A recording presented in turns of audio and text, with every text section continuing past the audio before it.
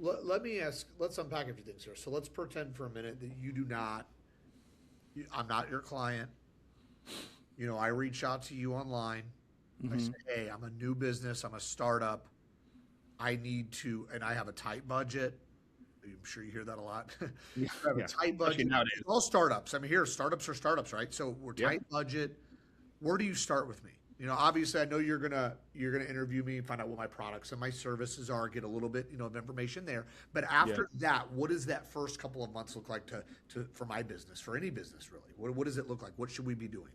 Yeah, so it's a couple of things. We're one of the very few video production companies that have like transparent pricing, so you can literally go to our website and see our prices, which most video production companies don't do that because they try to get as much as they can for each deal. Where we went through and said, okay, what are the types of videos that we're getting contacted about consistently? Let's create a system and a process around this.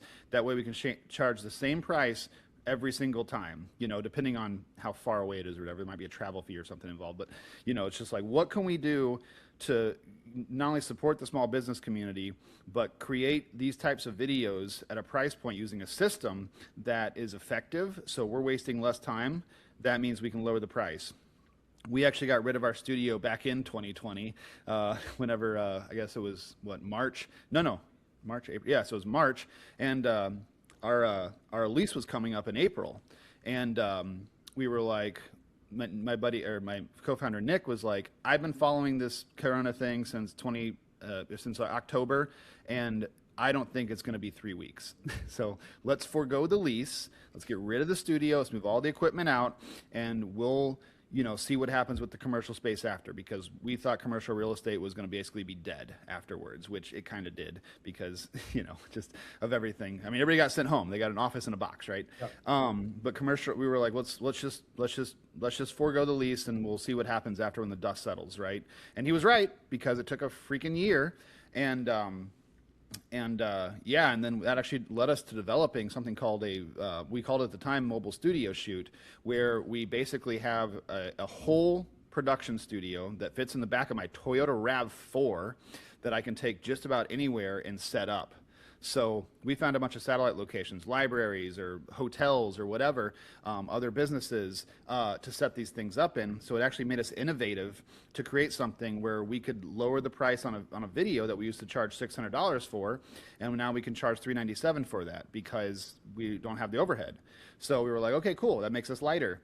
So the first couple of months, to answer your question, it looks like finding out the right products that fit the budget to make it most effective. And I'll work with people sometime on pricing too, is like, hey, as we grow, we'll kind of, increase the price and stuff like that, because I know what we're worth. But sometimes those businesses don't have that. And if I believe in the brand, then I will work with some people. So the first couple of months is about strategy.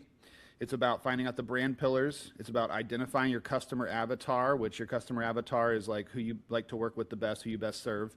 And then coming up with all the video ideas, and then filming, editing, and then if we're doing distribution, then we do the distribution side of things. So yeah, I mean, it's all about just getting in there, and we have a product that can fit just about any brand. Like, I mean, we have stuff that's a couple $100 to make a video.